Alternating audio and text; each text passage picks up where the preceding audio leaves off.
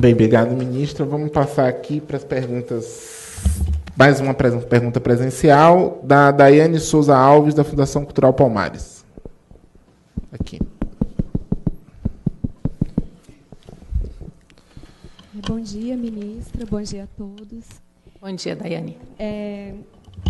Eu acredito que para chegarmos ao fim do racismo, pelo menos para que consigamos enfrentar o racismo, é necessário que muitas questões em torno da cultura negra sejam desmitificadas. E aí eu destaco a questão dos povos tradicionais, os quilombolas, indígenas e outros segmentos da população. Para isso, eu entendo que as instituições governamentais, elas devem servir também de referência à grande imprensa e a outras instituições. Eu queria saber como que a senhora vê esse papel da CEPIR em subsidiar esses meios, né, sendo referência nessa desmitificação de aspectos culturais. O que é pensado em relação a isso? Como se pretende trabalhar essa questão? Então, Daiane, você faz parte de um grupo que dialoga diretamente conosco, né, que é a Fundação Palmares.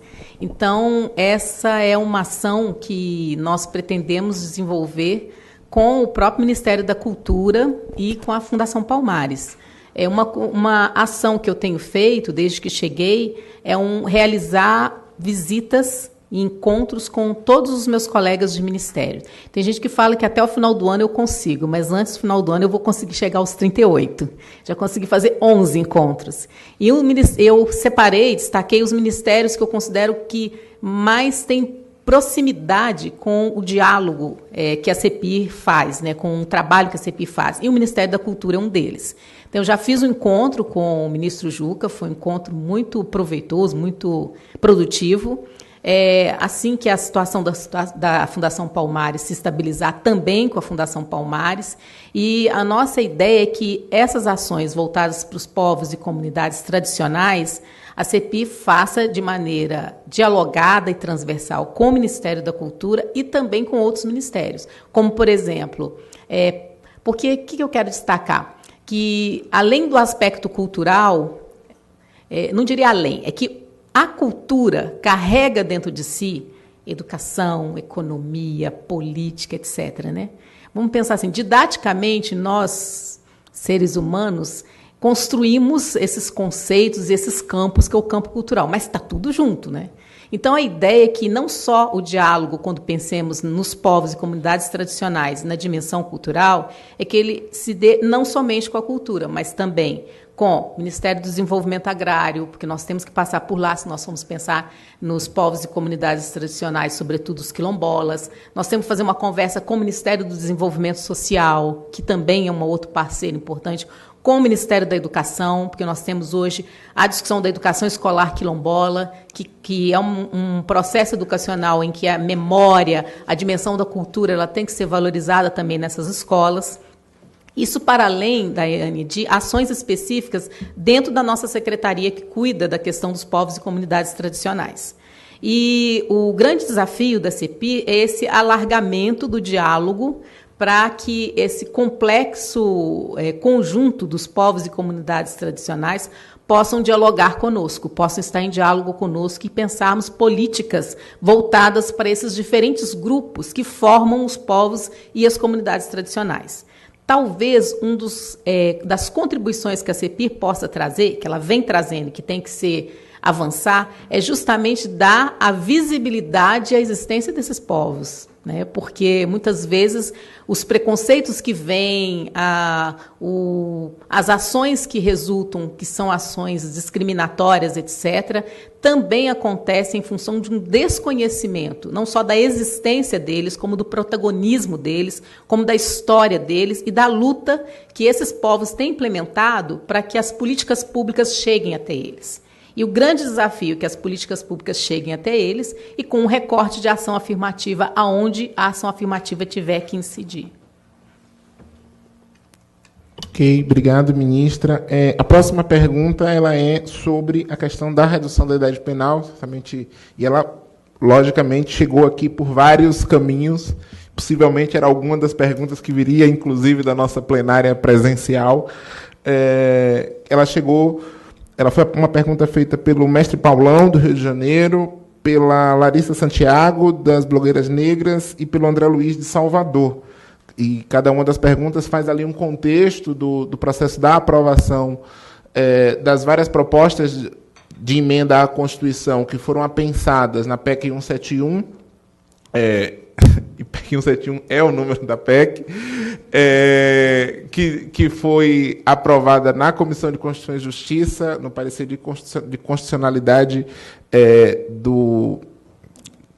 na verdade, o voto em separado, contrário ao parecer de inconstitucionalidade do deputado Padre Luiz Couto, do PT da Paraíba, e a ampla comoção social que isso causou, sobretudo nas organizações de direitos humanos, de luta antirracista no Brasil. E a pergunta das três pessoas, cada uma fazendo ali o seu contexto diferente, é qual a posição da CPI quanto à redução da idade penal e o que é que o Ministério tem feito na perspectiva de que essa sua posição interfira, contribua com a agenda parlamentar. Então, a nossa presidenta Dilma, ela já se manifestou inúmeras vezes contrária à redução da idade penal. E essa é a mesma postura que nós seguimos como governo. Nós também somos contrários à redução da idade penal, não somente por todas as implicações políticas que nós sabemos que o tema envolve, como também por saber que essa medida vai afetar diretamente a nossa população, a população negra. Vai afetar diretamente os adolescentes negros, e isso é tema de um debate muito mais profundo na sociedade, que não diz respeito a simplesmente reduzir a idade penal. Isso é um fator multicausal, a situação da violência, que estão alegando como. Nós vimos também algumas estatísticas, não é isso, Felipe, que mostra que o índice do que está sendo chamado de violência, que está sendo chamado como aquilo que possa estar por trás da proposta de redução entre os adolescentes negros, entre os adolescentes de modo geral, ele é um índice mínimo que não justifica, por exemplo, esse tipo de argumento. E, para além disso, o que a CEPIR tem feito? Através da nossa assessoria parlamentar, nós temos atuado dentro do Congresso Nacional, junto com a Secretaria de Direitos Humanos, com o Ministério da Justiça, com a Secretaria-Geral, no sentido de deixar clara a nossa posição, que nós somos contrários à redução da idade penal. Obrigado, ministra. Vamos ouvir aqui agora uma pergunta presencial do Antônio Carlos dos Santos, do comunicador do portal Galedés. Aqui, esperar chegar o microfone para a gente poder transmitir. Bom dia. Primeiramente, eu quero agradecer a oportunidade e dizer, entregar um abraço da Sueli Carneiro, muito obrigada, ministra. E o que a gente acha importante, porque assim, eu gostaria de pensar a formação, como está feita hoje em todos os níveis, ou através da mídia ou através da escola, de deseducação racial e aí, por exemplo, o Portal Galedés faz todo um trabalho de meio que ensinar às pessoas o que é o racismo básico, que é o que as pessoas acham que é o racismo comum, Mas a gente também tem uma dificuldade, por exemplo, de ser reconhecido institucionalmente, então pelo governo, por exemplo, como mídia negra, Então o que eles acham que a gente que quem trabalha com essas questões tem o racismo ao contrário, que é o que a gente sente que as pessoas falam. Então é falta de informação e de formação básica. Então, eu queria saber o que essa comunicação ou esse encontro pode trazer para que a gente comece a desmistificar de que existe um grupo de pessoas, então não é só o portal, mas várias pessoas que trabalham com informações sobre mídias negras e sejam reconhecidos como jornalistas que trabalham com informações específicas que são referentes às comunidades negras no país. Uhum. Ok. Obrigada, Carlos. Um abraço também para a Sueli, grande guerreira. Então, Eu acho que esse nosso encontro aqui, com esse diálogo que nós estamos estabelecendo, é um momento de aprendizagem para nós. Já que nós estamos falando da pátria educadora, né, é um momento de aprendizagem para nós no que diz respeito a próprio tema que você traz, Carlos. Porque também o campo da literatura, quem acompanha, né, a literatura negra também tem toda uma discussão.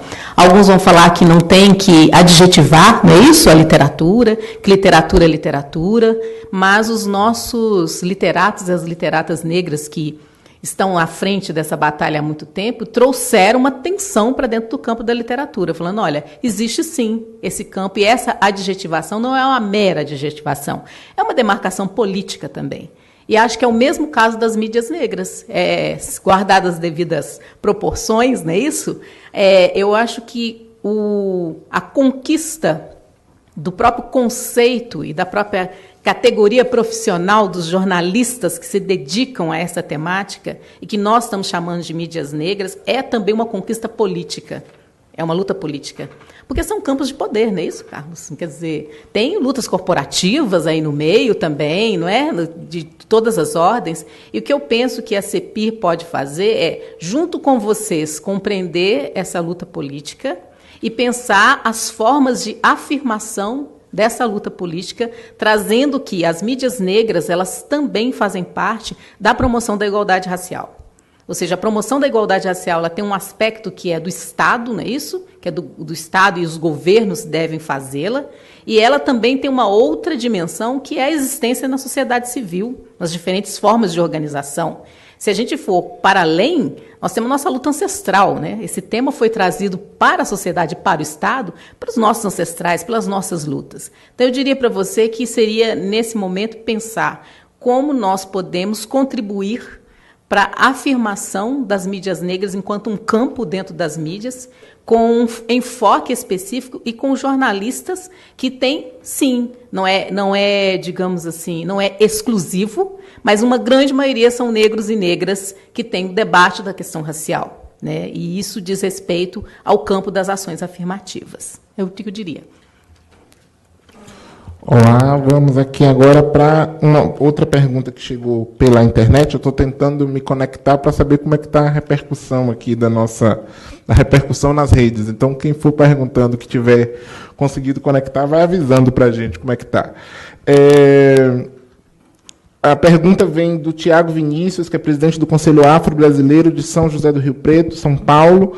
Ele faz aqui uma contextualização aqui de como tanto na área da segurança pública, há uma superexposição de pessoas negras em condição vitimizada, em condição de subalternidade, exposição de pessoas negras presas em condições inadequadas.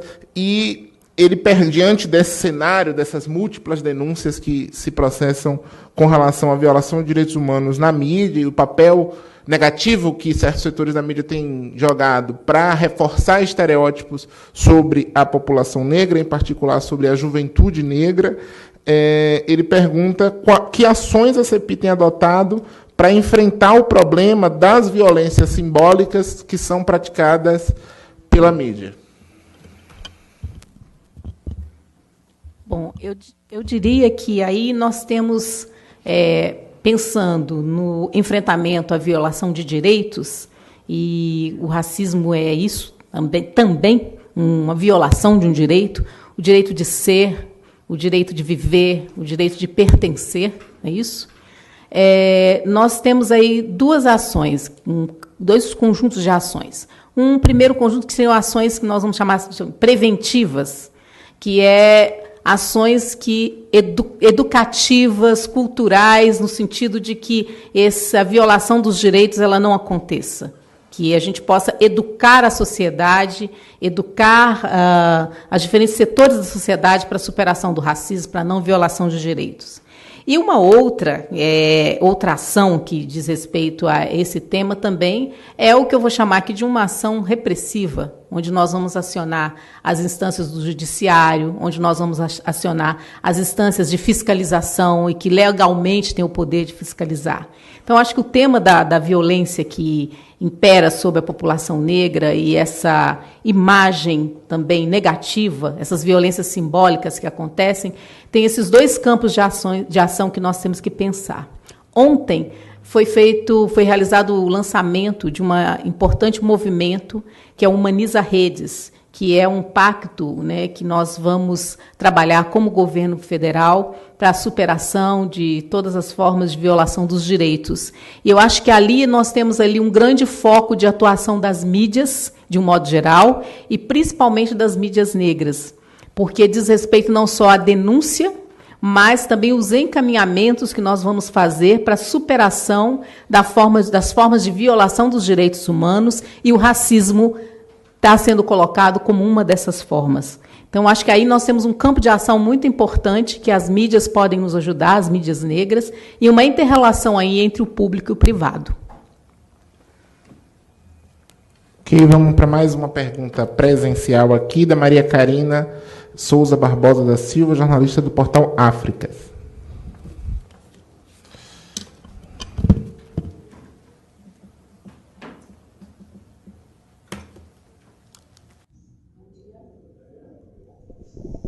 Bom dia. Bom dia a todos e todas. Bom dia, Janaína. Mara. Ah, Mara Karina. É Mara Karina? Isso, Mara Entendi, Karina. Janaína. Não, eu que entendi mal, é a idade. É um prazer estar aqui hoje, até porque eu já venho acompanhando as discussões sobre mídia negra desde 2013, né? E uma coisa que eu não estava presente durante a Conferência Nacional de Promoção da Igualdade Racial, a última, houve uma reunião com as mídias negras e o secretário executivo Giovanni Harvey, onde foram levantadas algumas propostas, né, para a garantia do trabalho dessa mídia negra, que hoje encontra, como em vários outros setores da nossa militância, problemas financeiros. Né? Não tem dinheiro para garantir a produção jornalística, para fazer um site, ou para desenvolver o trabalho que, como a gente que é jornalista, que está no meio, sabe que tem que ser feito.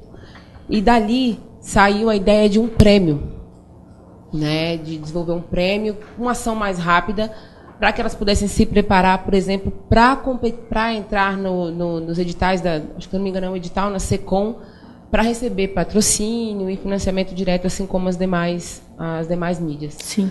E esse prêmio a gente discutiu também em junho. Eu, então, enquanto coordenadora de comunicação da Fundação Palmares, estava lá e participei. Foi um assunto, né, que acho que foi o principal assunto, a principal medida que saiu ali do primeiro diálogo sobre mídia sem racismo, e o que a gente vem conversando é em que pé que isso está.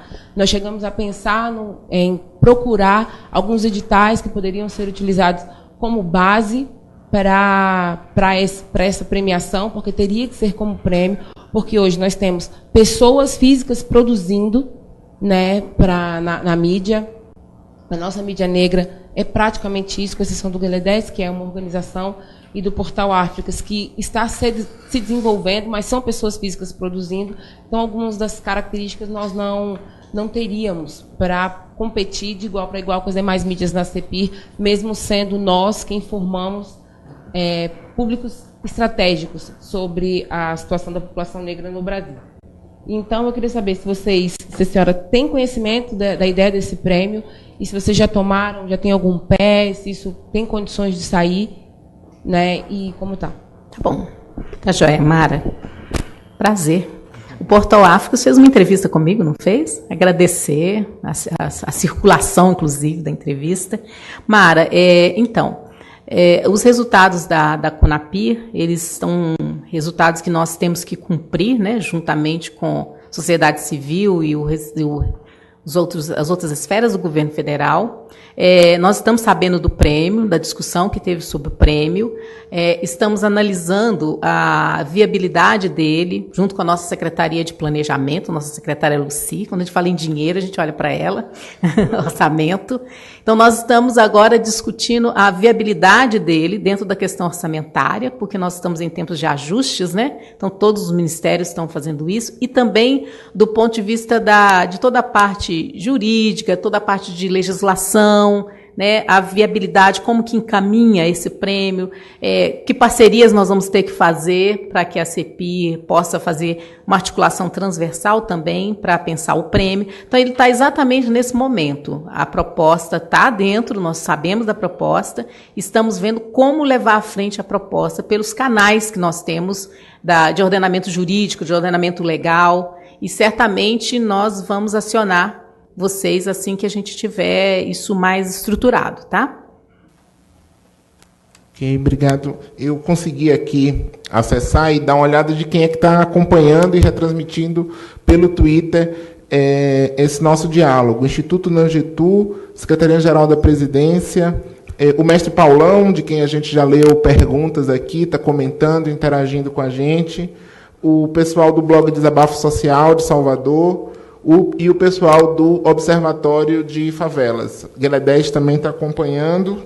Estou só citando aqui os que eu consegui capturar, que estão aqui pelo Twitter, replicando e fazendo a cobertura colaborativa desse nosso encontro. Na medida em que a gente foi identificando outras entidades, outras pessoas que estão fazendo essa cobertura, a gente vai citando aqui e agradecendo esse trabalho. Eu fiz precariamente aqui pelo celular. O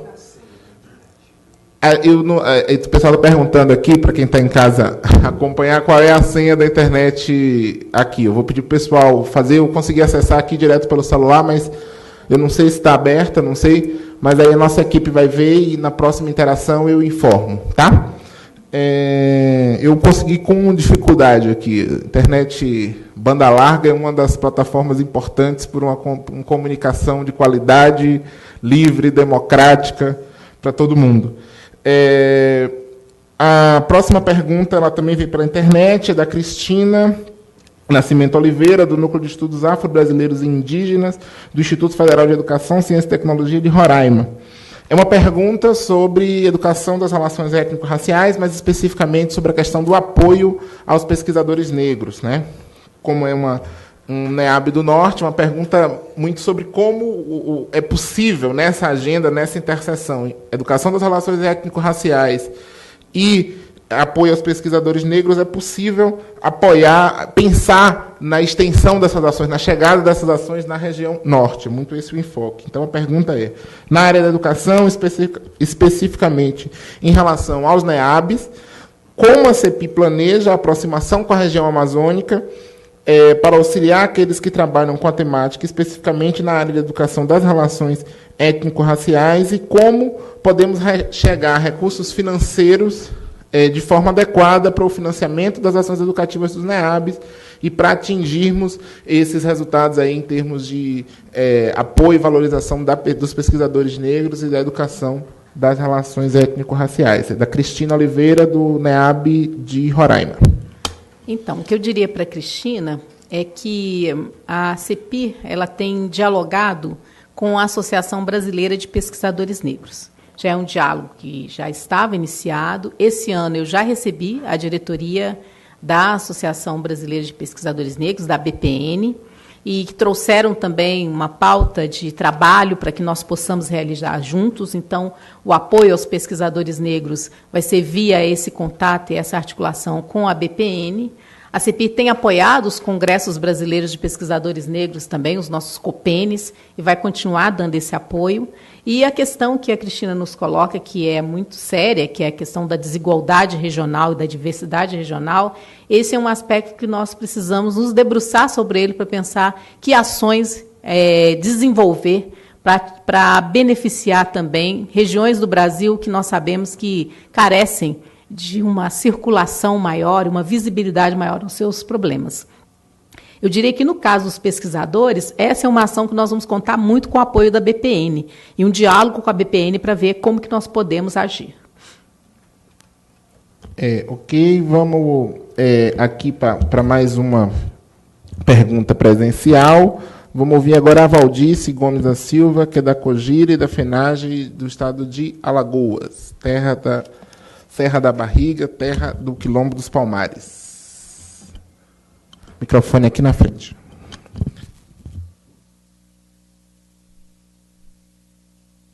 Bom dia, ministra, bom dia, colegas aqui presentes. Bom, várias das perguntas, né, que eu vinha pensando aqui, os colegas foram fazendo e naturalmente que fiquei bastante satisfeita. A primeira já, Iris Cari, né, até porque, ministra, esse grupo, muitos dos colegas desse grupo já vêm realmente, né, discutindo, dialogando com a CEPI, mostrando a necessidade desse apoio, né, para esses profissionais que fazem a mídia negra. Então, por isso que acaba até algumas perguntas que a gente vai pensando aí, vem antecipando. Mas eu perguntaria, ministra, uma avaliação, gostaria que a senhora fizesse uma avaliação, por favor, dessa atual conjuntura política em relação às políticas sociais, especialmente em relação à igualdade racial, promoção da igualdade racial. A gente está vendo aí um cenário muito ruim no Congresso com relação ao governo, principalmente um governo que a gente sabe que foi justamente onde conseguimos o avanço, né? E, no entanto, agora a gente vê até um enfrentamento, né, do partido mesmo, que é o maior partido, e eu fico muito preocupada com isso. Primeiro, nós já temos aí na ponta da agulha esse PL, né, da maioridade, redução da maioridade penal, que já vai ser, né, uma atacada muito forte. Mas temos muitas outras políticas, né, projetos que vão passar por aquela casa e que a gente realmente, eu me preocupo, eu acredito que toda a comunidade negra, no risco de um retrocesso, né, para o que a gente tem conseguido. Então, que avaliação a senhora faz desse momento, de como devemos todos nós, não CEPI, mas todos nós, comunidade negra, nos comportar e como agir para enfrentar esse momento? Então, muito obrigada pela resposta. Eu perdi o seu nome. Valdícia. Então, nossa ex-conselheira, que bom, prazer. A presidenta Dilma, ela tem dado declarações, ela tem sido muito firme ao afirmar para todos nós que o ajuste fiscal que está em curso, ele não afetará as políticas sociais do governo. E é nisso que nós acreditamos. Nós acreditamos nisso e seguimos com essa convicção de que as políticas sociais, que são aquilo que caracteriza também, que dão um tom nesse projeto político que o Brasil aposta e apostou, e por isso estamos aqui no governo federal, de que o ajuste necessário não vai afetar essas políticas. Dentro dessas políticas sociais, as políticas que a CEPI desenvolve, assim como outros ministérios que atuam mais na área do social, nós temos a convicção de que o trabalho ele continua. O que vai afetar? Vamos pensar assim. O ajuste ele é para todo mundo. Então, todos nós vamos ter que eleger itens prioritários da pauta, vamos ter que lidar com a questão do ajuste. Mas isso não significa uma retração dessas políticas sociais. E é nisso que nós acreditamos, é nisso que nós estamos apostando como um ministério que tem como dever realizar a política de promoção da igualdade racial. Bem, estou começando a me preocupar aqui com o nosso tempo. A gente tem meia hora, temos 10 perguntas que chegaram pela internet ainda e 5 perguntas aqui. Tá todo mundo sendo rapidinho, tanto quem pergunta quanto a ministra. Vamos seguir nessa dinâmica, tentar ver se a gente consegue chegar em todas ou no maior número possível de respostas.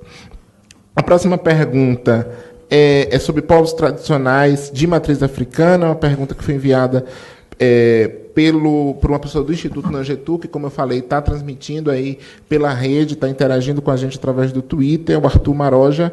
É uma pergunta sobre o que é que a CEPI está pensando em relação aos povos tradicionais de matriz africana, quais são aí as principais propostas da CEPI no próximo período. Bom, com relação à questão dos povos tradicionais de matriz africana, todos nós sabemos que ainda está em curso a realização de ações que dizem respeito ao nosso primeiro Plano Nacional de Desenvolvimento Sustentável dos Povos e Comunidades Tradicionais de Matriz Africana. de 2013 a 2015. E está em curso também, agora já, a discussão sobre a construção do segundo plano. E esse segundo plano, aqui na CEPIR, fica a cargo da nossa SECONTE e vai ser realizado da mesma forma, com debate público, articulação com os movimentos, articulação com os outros ministérios, para que essas ações sejam desenvolvidas. Então, eu acho que esse é um momento de balanço do primeiro plano, das ações que foram realizadas nesse primeiro plano, e construção conjunta e coletiva de um segundo plano, com a continuidade daquelas ações que devem ser continuadas, que nós chegamos a uma conclusão, um acordo coletivo que elas devem ser continuadas, a construção de novas ações e ver os limites também. Essa é uma temática que nós sabemos que, aos poucos, está ganhando uma visibilidade pública e política na cena brasileira que, há tempos atrás, ela não conseguia. Então, acho que a CEPIR tem um papel primordial aí de pensar as ações do plano e focar no que diz respeito a esses povos, essas comunidades. Nós acompanhamos no Congresso uma frente parlamentar, que foi criada agora pela deputada Érica Cocai, isso? E nós já estivemos lá no lançamento da frente parlamentar e pretendemos, através da nossa assessoria parlamentar e das nossas secretarias, acompanhar o trabalho também dessa frente. Essa também é uma tarefa que a CEPIR vai realizar. Ok, vamos aqui para Juliana César Nunes, da Cogiro DF.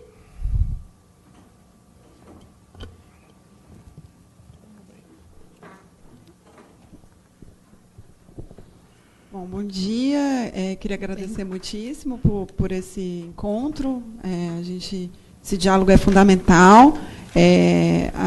Me senti muito contemplada pelas perguntas e considerações que foram feitas aqui. Não tem uma pergunta exatamente fechada, mas queria colocar algumas expectativas, algumas angústias e entender um pouco como a senhora vê essas expectativas que nós temos, né? Também me preocupa muito a conjuntura que a gente vive hoje, uma ofensiva racista reacionária fortíssima, né? E, inclusive, especulações a respeito da continuidade de secretarias como a CEPIR. Então, isso é algo que tem nos preocupado bastante. E como a secretaria vai se posicionar em termos de articulações internas, mas também como em falas públicas em relação aos temas que estão colocados. Na área de comunicação, a questão do financiamento, como fazer um diálogo com a SECOM para a revisão dos critérios da mídia técnica, porque, para além deles nos considerarem a mídia negra uma mídia especializada e reconhecimento profissional, existe uma questão de critérios que impedem que a publicidade governamental seja aplicada nessas mídias e que poderia tornar mais sustentável esse financiamento para além dos prêmios e editais que são fundamentais, né? A gente também tem debatido muito a questão da formação dos jornalistas. Foi colocado aqui como isso tem se dado no âmbito das universidades, e a gente vê com muita preocupação a persistência do racismo acadêmico nas faculdades de comunicação, né? Relatos muito preocupantes de estudantes de jornalismo cotistas, resistência das universidades, inclusive em contemplar algumas das contribuições feitas pelas Cogiras para a revisão de diretrizes curriculares do jornalismo. Elas foram solenemente ignoradas na revisão das diretrizes, o que que a gente lamenta muito, mas a gente acha que a CEPIR pode desenvolver um papel de interlocução com essas universidades, para que, embora essas diretrizes não tenham sido contempladas, elas possam estar no âmbito da atuação, estimular essas universidades a aplicar essas orientações e apoiar esses estudantes cotistas da área de comunicação. A FENAGE e a ONU Mulheres desenvolveu uma iniciativa que a gente considera que precisa também ter o apoio da CEPIR, que são os cursos sobre gênero e raça para os jornalistas, porque a gente, pela Cogira, acompanha o que os profissionais de comunicação vivenciam nas redações, né? Além da falta de formação nessa área da universidade, eles ainda enfrentam redações extremamente violentas do ponto de vista racial. A gente espera também que a CEPIR possa apoiar prêmios como o Abdias Nascimento e outros prêmios que estimulam a produção jornalística nessa área, né? E que o debate sobre comunicação ele volte a ser feito de uma maneira mais efetiva pelo CNPIR. A gente lamentou muito a criação de critérios dentro do Conselho que fizeram, por exemplo, que a representação das COGIRAs não pudesse continuar. Foi colocado um critério de que entidades ligadas a grandes entidades não poderiam estar ali presentes. Então, assim, a gente já tem dificuldade no processo de organização. O racismo já nos dificulta isso. A gente consegue criar uma comissão que está atrelada aos sindicatos e que, obviamente, estão atrelados à CUT. E a gente não pode estar num espaço de discussão sobre as políticas de igualdade racial, porque a gente estabeleceu essas parcerias. Então, a gente tem essa expectativa de que esse tipo de restrição seja efetivamente revista. E, dentro desse debate, de um outro debate que nos preocupa muito com relação às comunidades quilombolas, de que a gente possa ampliar esse apoio à mídia negra também a essas comunidades, que operam de uma maneira diferente com relação à comunicação, que têm desafios diferentes, e que enfrentam, por exemplo, criminalização de suas emissoras, né, suas rádios comunitárias, então, que também demandariam um outro tipo de atuação da CEPIR, que a gente tem certeza que há uma disposição para isso, reconhece que houve um aumento do diálogo sobre a gestão da ministra Luísa Barrios e também os debates coordenados pelo professor Edson, mas que agora, como a gente coloca aqui, a gente espera que possam ser aprofundados. É isso, obrigada. Muito bem, tá, joia, Juliana. Prazer. Então, Juliana, eu acho que você toca em pontos que são muito, muito importantes. Eu sei que a CEPIR ela apoiou essa iniciativa da ONU Mulheres, ela teve uma participação no início também. Com relação à dimensão técnica, nosso caráter de interseccionalidade, de transversalidade, esse aspecto diz respeito a um diálogo com o Ministério das Comunicações, então um aprofundamento do nosso diálogo com o Ministério da Educação, Ministério das Comunicações, melhor dizendo, desculpa, e também com a SECOM, que é da Presidência da República, a Secretaria de Comunicação. Então, aí tem diálogo com duas instâncias, né, a SECOM e o Ministério das Comunicações. Com relação à questão das universidades, nós já fizemos um diálogo com a Andifes, logo que cheguei, fizemos uma conversa com a Associação dos nossos reitores das universidades e institutos federais na educação. Pretendemos também estabelecer uma conversa, um diálogo com as outras associações que envolvem as outras universidades, as privadas, né, as faculdades privadas, universidades e também as estaduais, onde a própria promoção da igualdade racial, nós abrimos um debate, um diálogo sobre o que é isso, qual que é o papel das universidades hoje, nesse momento que a sociedade brasileira enfrenta, e também um diálogo com o Conselho Nacional de Educação.